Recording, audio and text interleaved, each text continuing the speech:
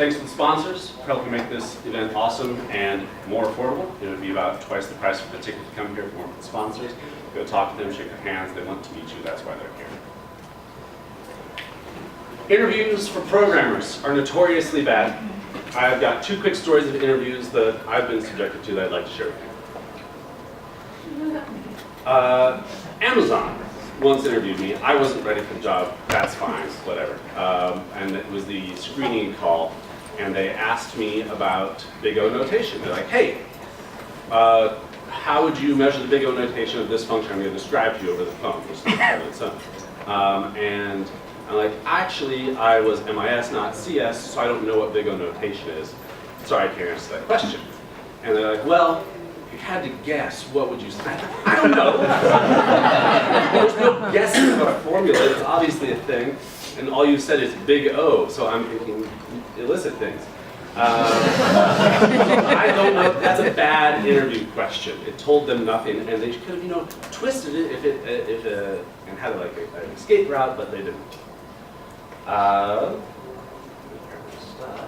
Cool. And then there's this other interview I went for, and as part of their screening process, they had me sit down in front of a computer and take a multiple choice quiz. The contents of that quiz was basically the documentation for PHP. I'm PHP. And they were asking like nuance, like the problems in PHP. They're like, well, which one comes first in this? And I'm like, I don't know. I just refer to the documentation. That's a quiz to find out if I memorize stuff, not if I actually know how to work, right? So these interviews sucked. Most interviews suck. Today we're going to talk about how to make your interviews not suck. I'm Scott Carlin. I've got a lot of experience hiring programmers. I've been in 5 jobs since college, and every last one of them I've been helping to do the hiring process. Hired a lot of great people, and I still work with some of the really great people that I've hired. This talk's about 50 minutes or long or so feel free to ask questions during the talk and interrupt me. Before we get to practical things, here's the relevant Monty Python sketch du jour. And is that audio going to work? No.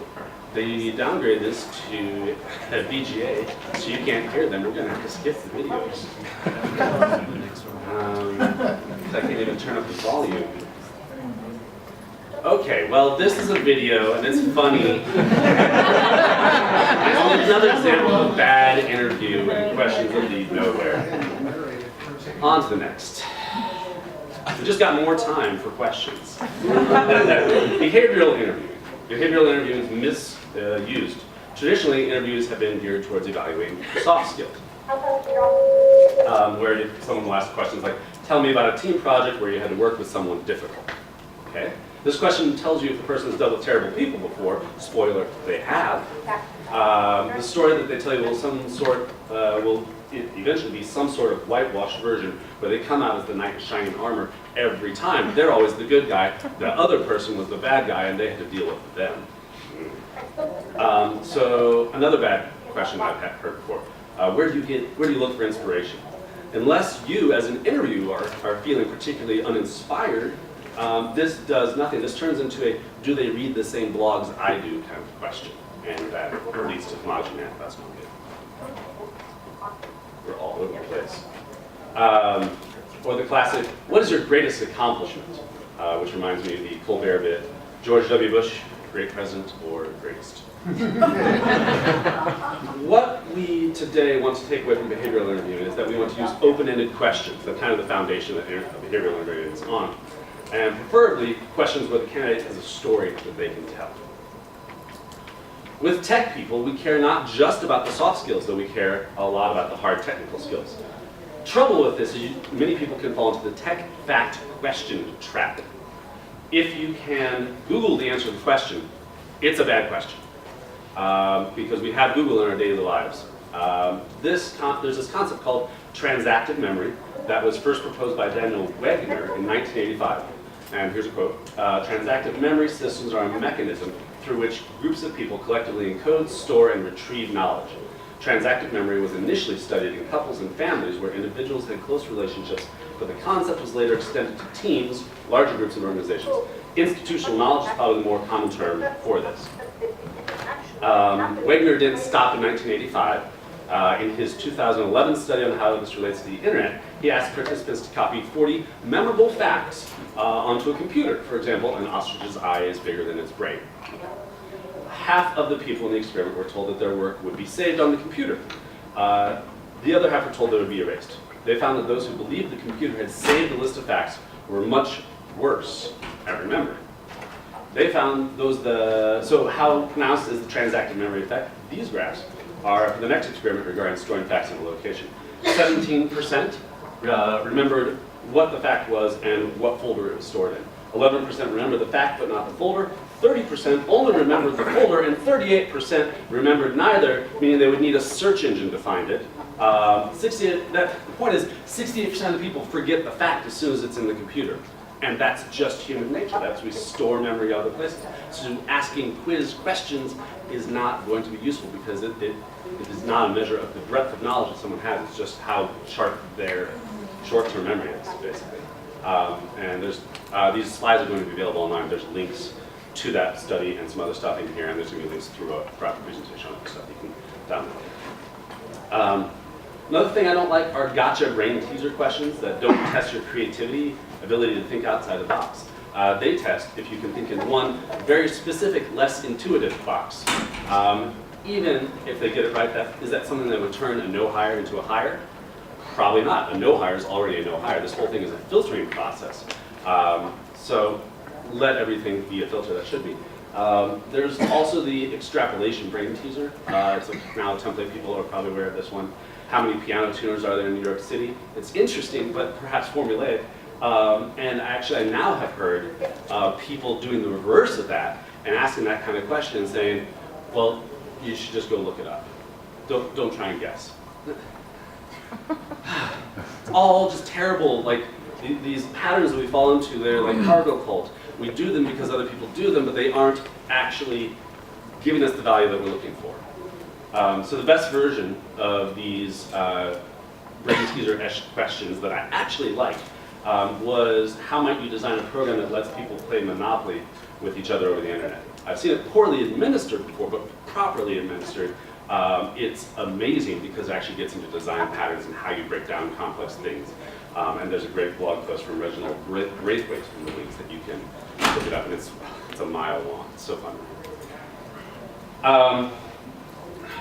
Bad interviewer requests, things that they ask you to do during an interview, like on whiteboard interviews, or even if they give you a computer, that's even better in my opinion. But they'll say like manually reverse a linked list, okay, or balance this binary tree. Unless you have a deeper question that you as an interviewer are looking for, that's a bad question. That again, that falls into the cargo cult area of like, well, everyone was supposed to be asking this question: how do you reverse a linked list? No, you have to have a reason for it. Take-home assignments. I don't like those. Spec work. It wastes the candidate's time. It decreases the number of total people that are going to be in your pipeline because people are just going to be like, I don't care. I've got 50 applications in. I'm not going to do every last little quiz that people are asking me to do. I don't have time for this. I still have a day job. And you are wanting people who still have a day job probably because those are the good people, right? And so they're already still busy. It's not like they're sitting around with all this time and have to do your take-home assignment. Interview questions that ask how to use a technology or a package or a function. You're already losing the game there. Getting to the why to use a technology, a package, or a function is a very interesting question. People's motivation stems from their experience. It's from the sketch again.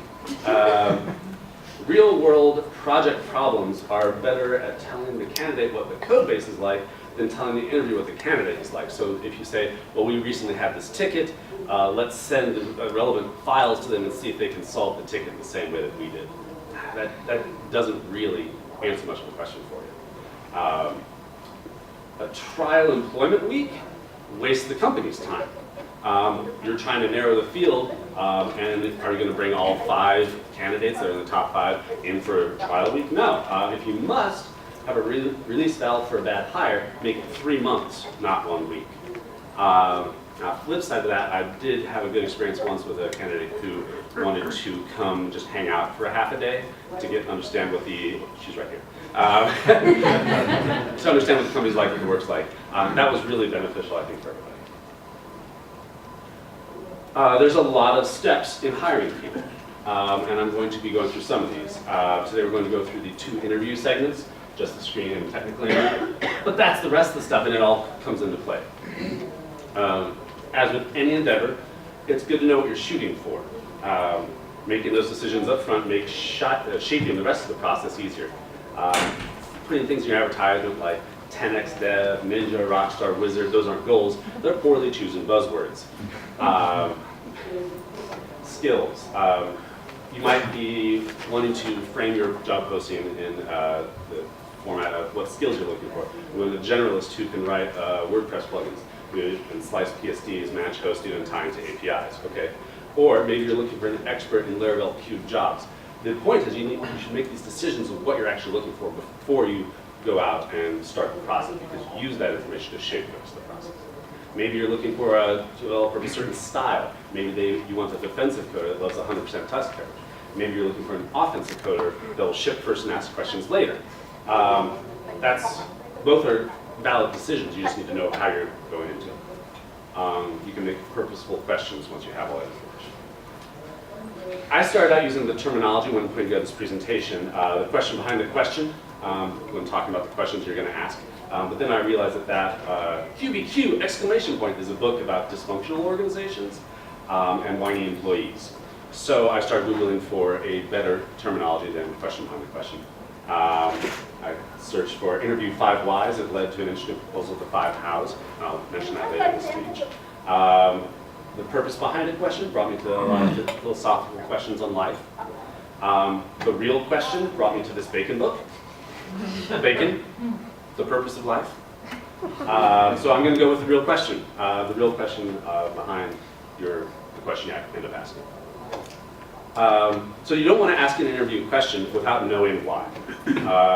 Should be in line with your goals. Example questions I've used and their real question include: what gets you excited about development? Of all the professions in the world, why this one? And the real question that I'm asking is, are they passionate or are they a clock puncher? Because if they are excited and they can really tell you what gets them jazzed on and why they get at the desk in the morning, they're going to really come to the desk and be excited for you. But if they can't tell you why, like, I just like making things, well, then they're going to be a clock puncher. Another question: when do you find ORMs to be useful? We've got some really juicy bits off this one. The real question: are you comfortable with abstraction, or you constantly reinvent the wheel?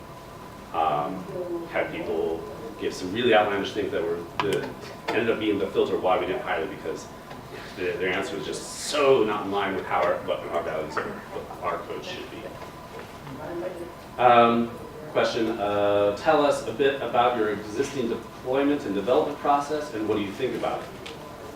And the real question here is, what's their level of comfort with speed versus risk? This is a picture from a great blog post called Cowboy Coding and the Pink Sombrero.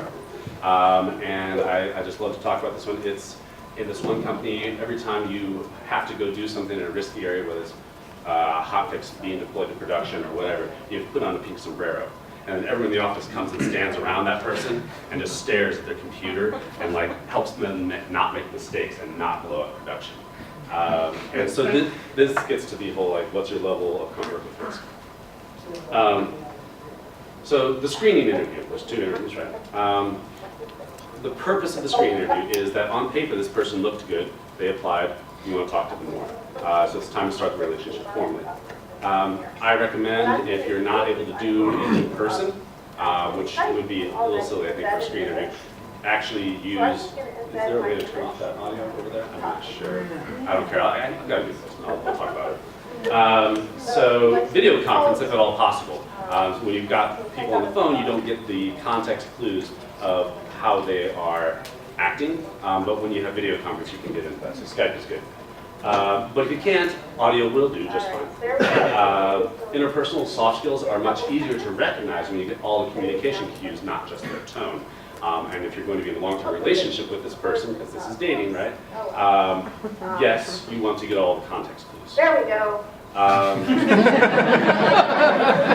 it did is excellent. That is excellent. No. The screen interview, 30 to 60 minutes long, depends on your comfort level with that. Book the whole hour, I recommend, even if it is going to be only 30 minutes long, and use only what you need, because you do need to have that escape valve, perhaps. You realize this person's not going to work out, and you just want to be able to set their expectations that it was a 30-minute meeting, and that they actually stay for the whole time. If you did want to talk to, maybe get to stay for the whole hour. In my experience, you do about twice as many screening interviews as technical interviews. And there's some more ratios here to your end that we'll number higher, so I'll be laying out. Goals. My goal of the screening interview is to get a shared understanding about the job for both parties. Because they've probably just found a job on some resume website and applied, and then moved on to the next one without really reading too much and maybe just skimming about this company post. So you want to make sure that they're worth the rest of the time of the rest of your team members. So you're going to involve more people in this process, then it gets expensive. So you want to involve those people later and screen out the crux now. One thing I like to make sure that they can do is make sure that they can get things done, that they're the kind of people who have gotten things done. So that leads some of the questions that I ask here. Make sure that the kind of person you'd like to be happy to interact with on a daily basis, because you will be for years. And then it's a hard one, but you want to get their salary expectations. You don't want to have things go wrong this early on. So let's get into my questions for the screen interview. These 5 questions usually take the entire hour for me, because I'm also a talker. We've asked you a lot of questions so far: resume, code sample, request a code sample. But all you've heard from us is our job posting. What kind of questions do you have for me? And that's how I started off, because this is really, they don't know much about you yet. And they're going to ask, the kind of questions they ask you is also very interesting. The real question behind that is, was my job description that I put out there sufficient, or are the things that everyone's wondering about? It's also nice to give them the opportunity to ask the questions, but if there's defects in my job posting, I want to know about that, and this is the perfect place to find out. Professional wants. What are you looking for professionally in this career move? Why? And you kind of want to stay away from the why are you leaving your last job, or why did your last job leave you? But this is like, where do you want to go? You're obviously moving in some sort of direction. Let's find out what that is. Does that direction work with what we need in our company? Like, maybe does this person want to be in leadership? Oh, we don't have enough programmer managers. That'd be really beneficial at that. If 6 to 12 months from now we could move them into manager role, that's great to hear at this stage, because it helps you shape the pool of your applicants that you're going to actually dig into.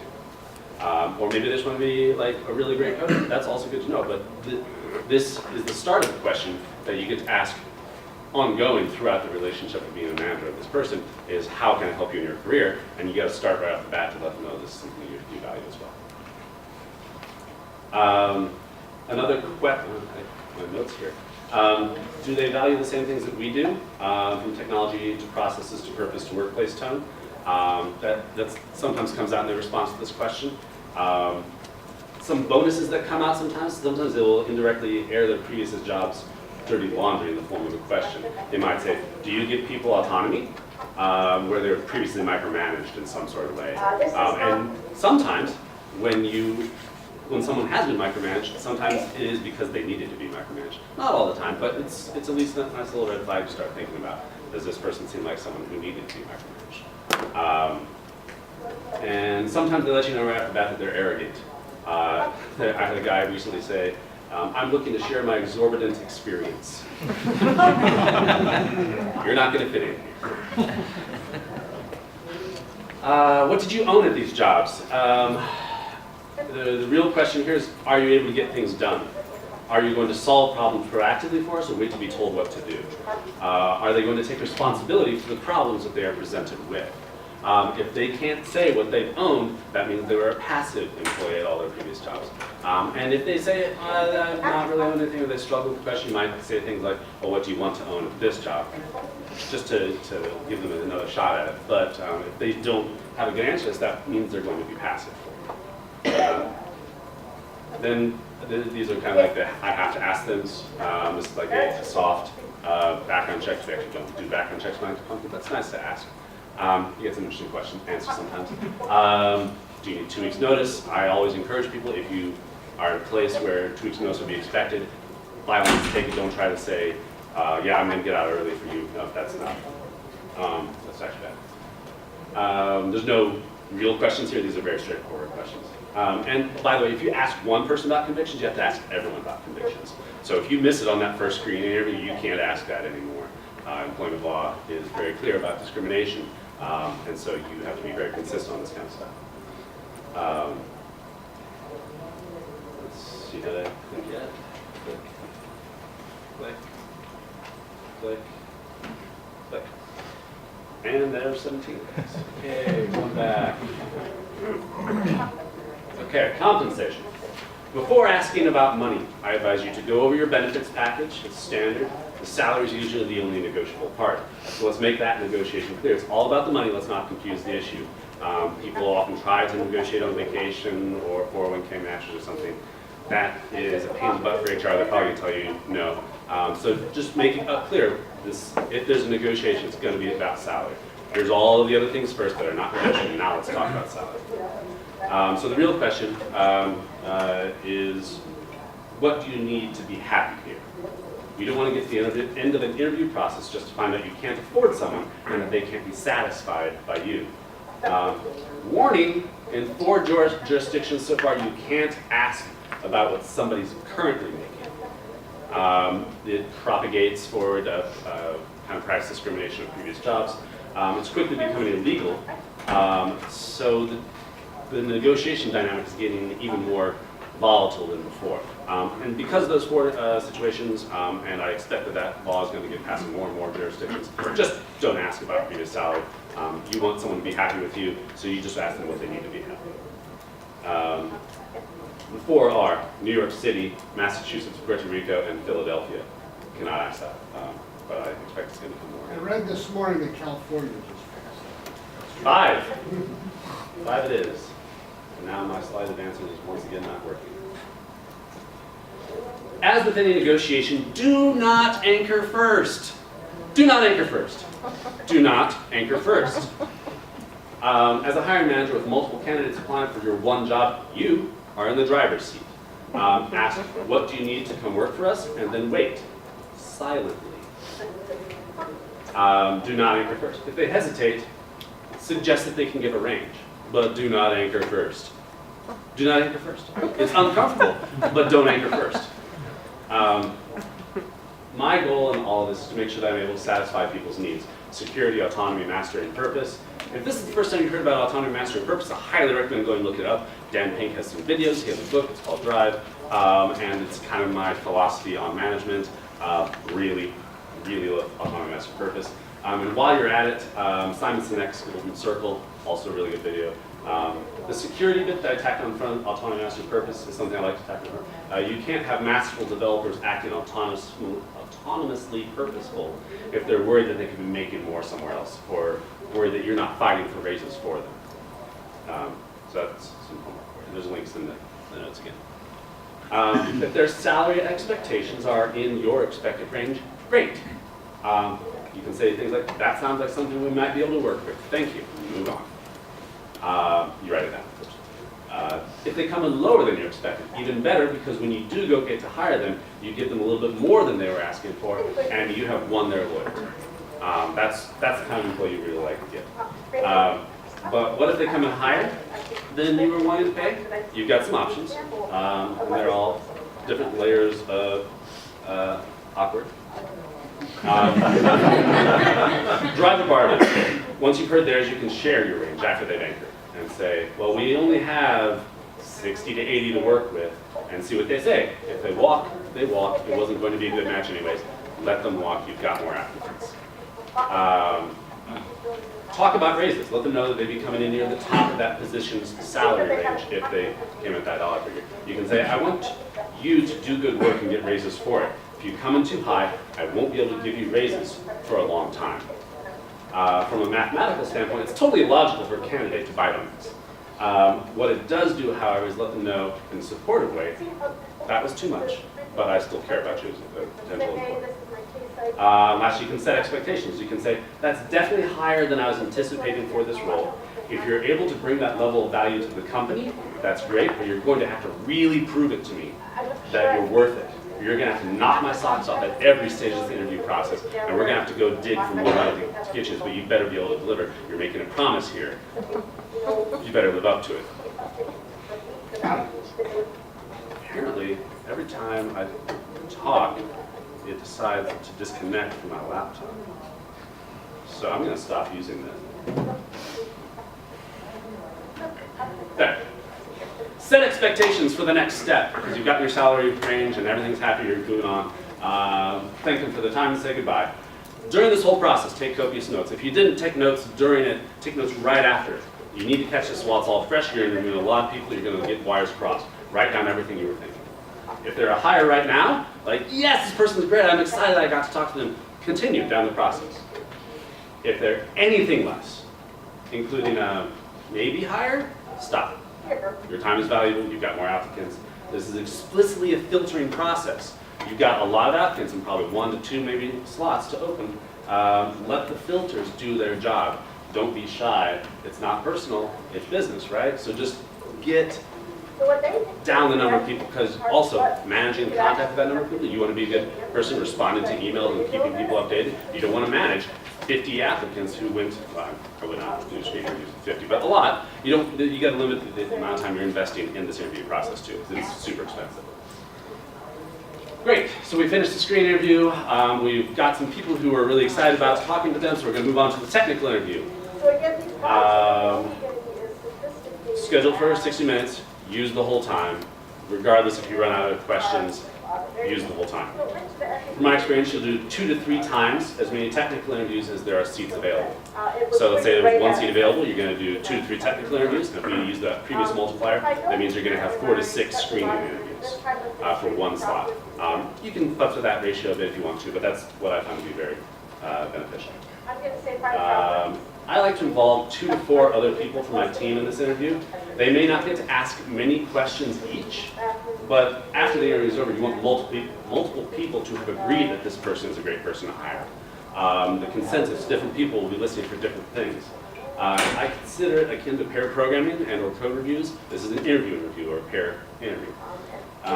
Have every interviewer, not just yourself, take notes during the process, because they're going to remember things that you didn't notice, things you didn't, and they're going to get their wires crossed too. Even though they are not part of the screen interview process, it still is a lot of people that you have to get through, and everyone's going to lose track. At the end, be able to go back and compare and say, this person was great, this person was not. Goals. Or at least my goals. Make sure their skill set is what they claimed it was. Are they lying to you about their skill level? People do that. Are they as familiar with your process and or tech as you want them to be? Is their breadth versus depth in line with your expectations? Thank you guys, appreciate that. Make sure they're smart along with Gets Things Done.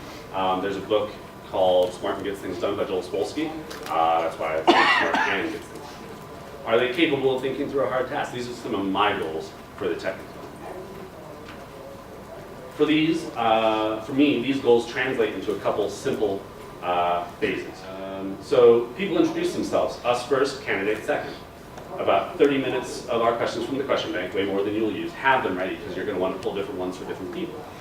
And then we move into the code quiz at that half-hour mark. After the code quiz, which usually takes about 15 minutes, candidate asks us a few questions and fill up any remaining question time with more interview questions from that question bank that you've got ready to go. At the 55-minute mark, wrap up, set next step expectations. Cool. And finally, on to the code quiz. There it is in all its glory. It's in PHP, forgive me. It can be done in all sorts of languages. I also have a Python one and a JavaScript one. I probably should put the JavaScript one on for this group. But this is the essence of it. And here is the questions and the questions behind the real questions. A very important detail when administering something like this, each question gets 5 minutes, no more, no less. Have a timer, watch it, like stopwatch and actually say pencils down at the end of the 5 minutes. And there's reasons for that. So question 1, the question, sum the values in this array. The real question, do you even code, bro? Because people fail this question! Are you kidding me? They can't sum an array in the language they're interviewing for. This is about the line about their skill set. I've had people copy stuff from code from Stack Overflow that doesn't even answer the question. Like, if you're going to copy something from Stack Overflow, at least make sure it works before you send it back to me. I work at a remote company, so we don't have like the looking over your shoulder kind of thing. I just say, here's the question, you have 5 minutes, come back and send us a link to the JSW-like thing that we use. And I mean, the whole point is to do a super basic thing. If they fail this question, don't even bother the question 2, end the interview right there and move on to the next, because this person is not worth your time. I've had people who also, yeah, it's either obvious that they copy pasted, or sometimes they tell you that they searched for the answer on Google. And that is all, I mean, I understand, like, if an answer is something you can search for, maybe that's not a good question. But this is so basic, come on, guys. If they take so long to do this, okay, so yeah, so we give them 5 minutes for this. If they take the whole 5 minutes, that's also a red flag. This shouldn't take 5 minutes. If it takes 4 minutes and 55 seconds, every simple thing like this that they're gonna do in your code base is gonna take 5 times longer than it should, right? So there's a lot of aspects to ways to fail this super basic question. Thankfully recently, people have been passing this a lot more than they used to, in my experience. But it's still valuable. You want to read those people out. Next question. Oh, it's still the same one. Oh, there's the answer. Okay. It takes more than 3 minutes. If they respond with a native function like PHP's array sum after 1 minute, they probably Googled the answer. If they reply with the native function array sum after 10 seconds, they knew it off the top of their head, and you can ask, all right, well, what if you didn't have that function? How would you code it yourself? And then you get to move on to the next piece of it. So write down their time at the end of this. Know how long it took as part of your notes. If they respond with an actual loop, great, move on.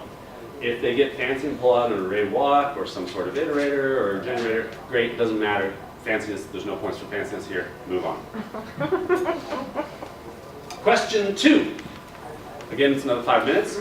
I often lead off with saying most people don't finish this question in the time allotted, so feel free to not finish it as well. We'll just check in at time and talk through your next steps.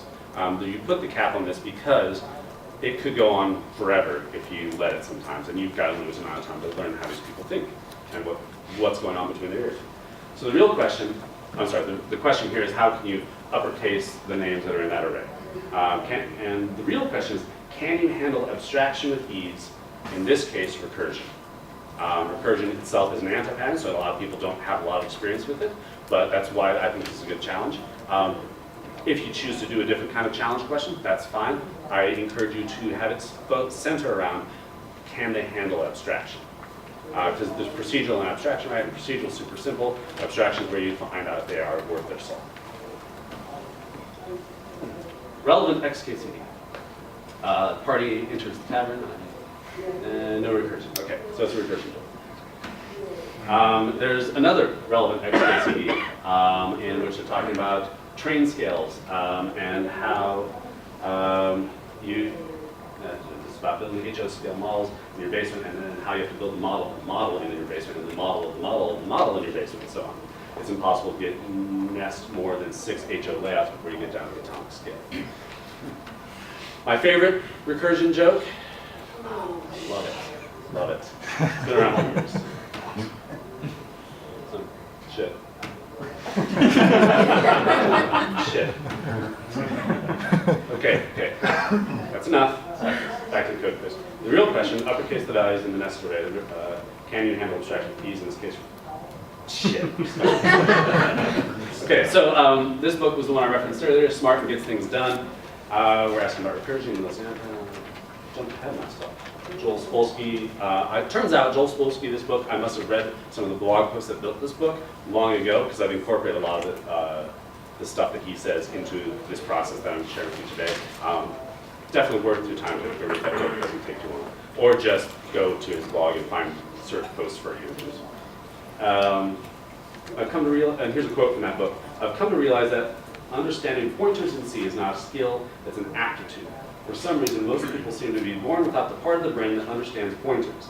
That's the source of all these famous interview questions you hear about, like reversing a linked list or detect loops in a tree structure. That's why that question that I said earlier is a bad cargo cult question to ask. But if you understand that what you're trying to get at is, do they understand abstraction, in this case pointers, then that question can become powerful.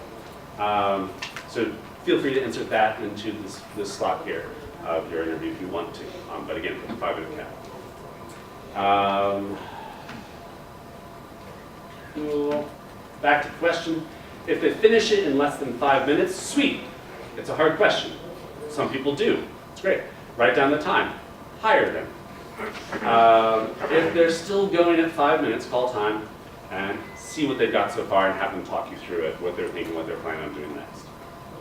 To get a passing grade, and I do recommend grading them, they have to show the function calling itself. Just saying recursion, or I was looking for how to recurse this, no, that doesn't do it. You actually have to see it in the code. The function has to call itself to get a passing grade of any kind.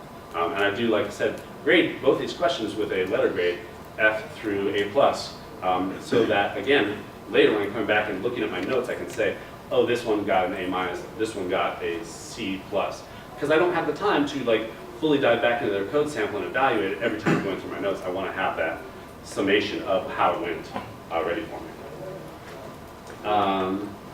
Oftentimes when the interview is over, I'll take where they left off and see how long it takes me to finish it. So maybe they got a C+, and we finished the interview, and I then myself and go and take their code and see what kind of edits were necessary to get it to be an A+. And the amount of time that takes me to edit their code and bug fix their code, basically, I refactor back into their score. If it took a long time to get it to the right place, it might go down. If it was actually a lot closer than I thought, the score might go up. That's it. Round out the rest of the interview with other questions from your question bank. Call it good. Get feedback from your interview team immediately. Write it down. Have them write it down too. TLDR, have goals for everything you do. Design all of the parts of the interview process, the hiring process, from job posting to hiring around those goals. And it kind of helps to have an understanding of what you're shooting for as a manager too. Your goals may not be the same ones that I posited here. I don't care. But know why you're asking every question.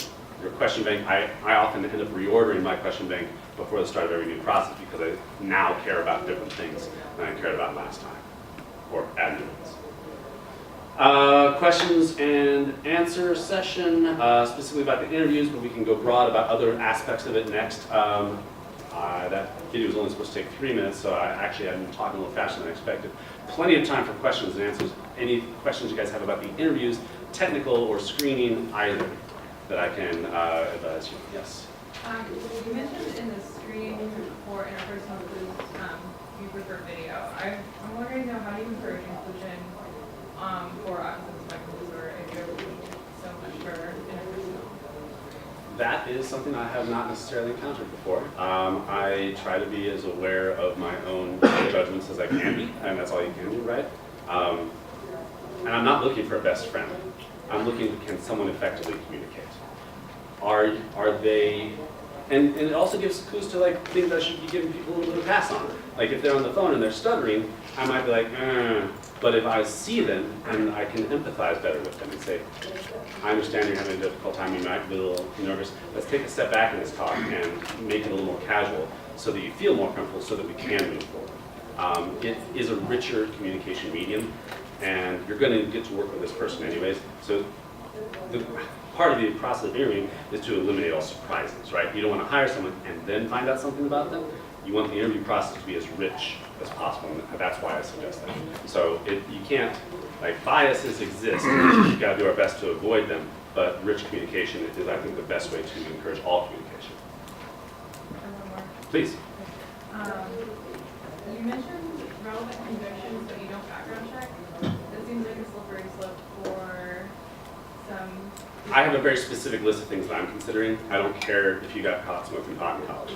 I care, have you done, and when I said relevant, that was about, have you, I think how I phrase it is something about anything related to technology, fraud, or security, or disclosures. Like I don't want my client's data at risk, and this person has a conviction of having, exposed data before or convicted of hacking before. That's something I'm really interested to know about. I would prefer myself to do background checks. My employer does not, and so this is my soft way around that. But like, do you have anything that's relevant to this job that I should know about? And that's it. I really don't care if you spoil. I care if you're going to disclose my client's data. I was a little more concerned about like racial disparity in businesses, but I understand. Sure.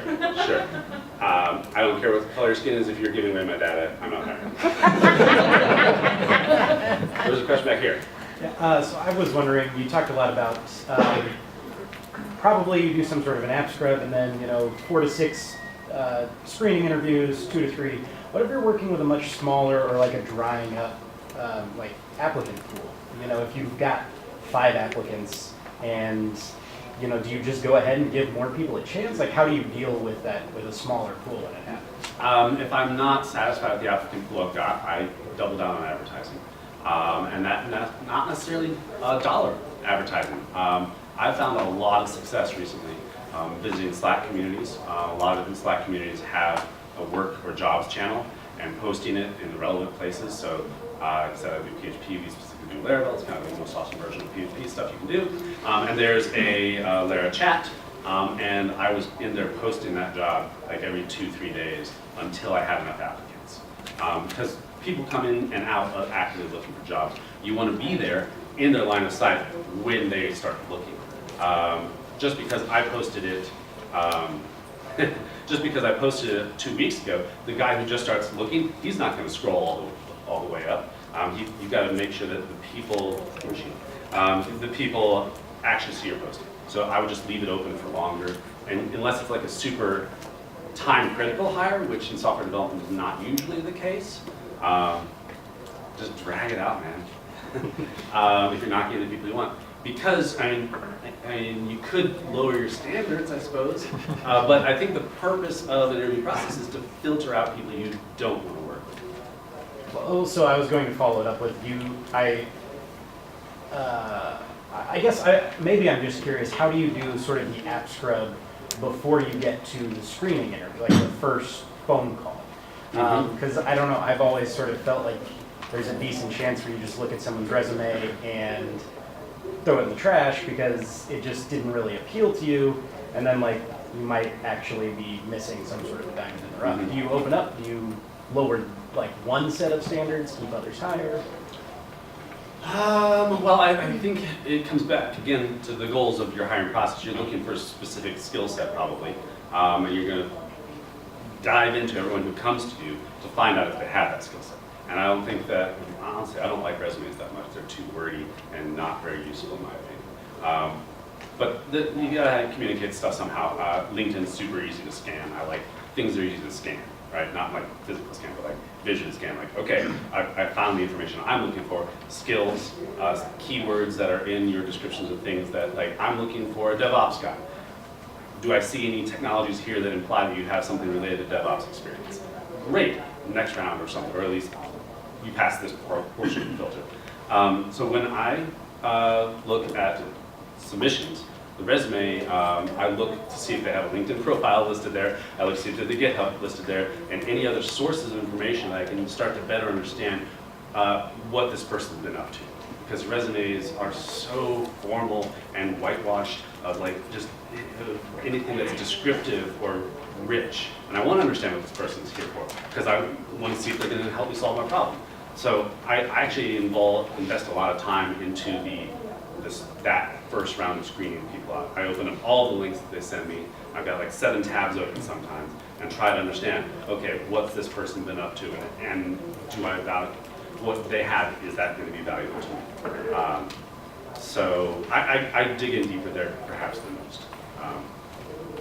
But I might just, as soon as I get the links off the resume, just throw the resume itself away and keep the links.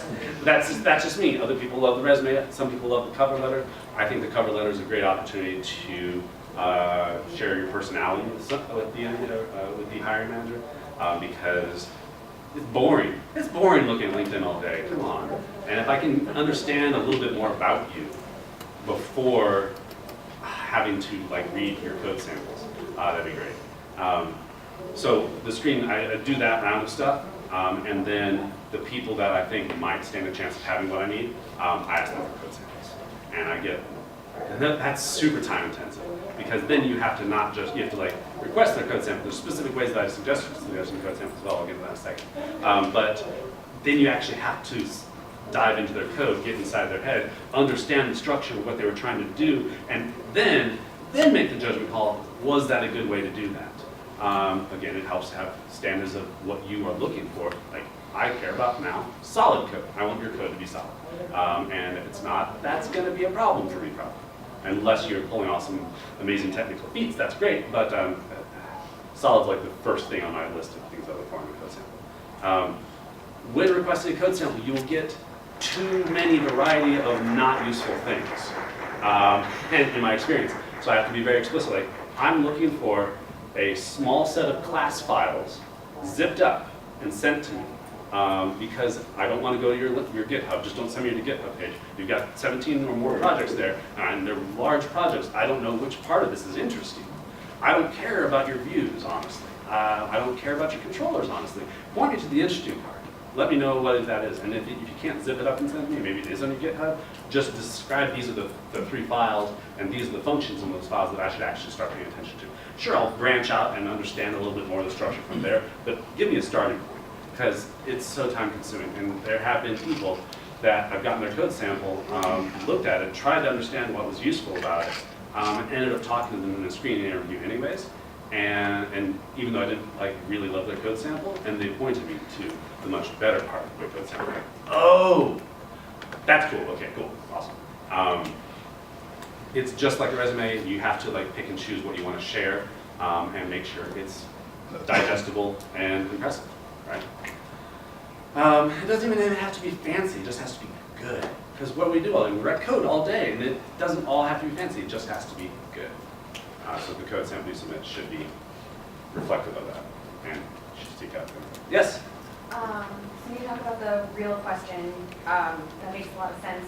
Are there real questions that you found are especially good predictors of people who will be successful, and then are there ones you've dropped because they weren't? There definitely have been ones I've dropped. The ones that I've found to be most effective, I put in the screening. Well, I try not to get too technical on that one. Where was the ORM question? The ORM question is one of my favorites, because people are passionate about it, and it actually does matter. It's not like people are passionate about tap in space, but that really doesn't matter. ORMs, it really does matter, and how do you handle your interaction with where one system talks to another, right? And that's more complex. And people will give you a variety of answers. Like the one that I referenced earlier was this guy who said that he loved stored procedures and puts everything in stored procedures. And like, that's a maintenance nightmare for me. Maybe it was worked for you in the past, but that's not something I value. So let's not go there. Find things that have maybe been challenging in your company before, or like, so you say you learn a big lesson at your work, and you're like, man, we really did not write solid code for the first year and a half, and now we've learned to write solid code as a group. Find a way to ask people what their opinion is on solid code, and how they got there. That's the explicit question. Do you like solid code? Everyone's going to say yes if they know what it is. Not like Big O notation. But if you can find a way to ask them without letting them know what you're asking them about, that's where it gets helpful. And like I said earlier, oftentimes couching it in telling me a story about a time where you, one of my favorite questions, I forgot this one, is refactoring. Tell us about your approach to refactoring. Because that gets at what do they care about, what are the tools that they use, how do they feel about old code, because everyone's got old code. It's a good question, actually. But pain points that you want to avoid repeating in the future, I suggest designing questions around those pain points. So, moving on to the topic of technical measures, because that's really the only thing I know. Sure. So, one of the problems I have is when you get multiple people interviewing the same candidate, I always worry that I'm gonna ask the same freaking question that the next two guys are gonna ask. So how do you kind of come to the consensus on that with the other people interviewing? Mm-hmm. Do you have any thoughts about this? So we have that interview bank, and we have, we're a virtual company, like I said earlier. We have an instant messenger going off to the side, coordinating what we're talking about over to this person, right? So that's nice. But even before that, the first question that each interviewer asks, we designate. And so Sarah asks this question, Takir asks that question, Gary and Kyle each have their specific first questions. And those are usually the questions that we get the most bang for the buck out of. But after that, we're all looking at the same shared Google Doc and like putting our cursors on and highlighting something we're interested in talking about. And then maybe hitting a semester like, hey, I want to ask this one next, that kind of stuff. And then, I've heard this at my work, I don't know if you've heard of the idea of a culture interview versus a technical interview. That's kind of what the screening one is in a sense. What's the purpose of this culture interview that you're talking So about? like, our company is really big on selling people on the culture. Mhm. So they try to frame interviews as like, you know, we gotta figure out if they hit our core values or all these other things. So like, when we want you to really dive in on that stuff, you know, and maybe that's them saying that maybe they don't think you're a good fit to do technology or something like that. I don't know, but I've heard that before, and I've actually been almost.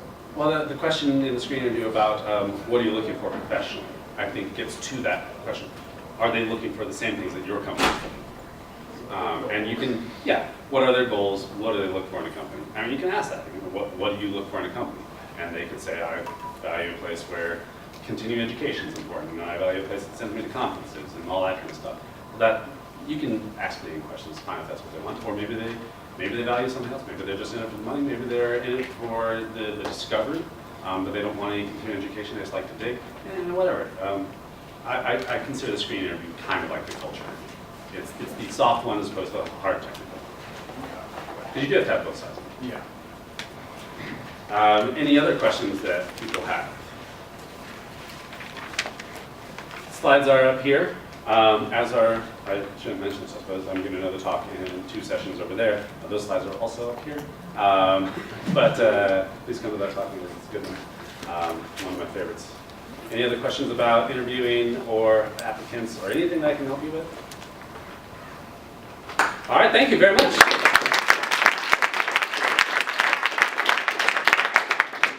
Have a good one.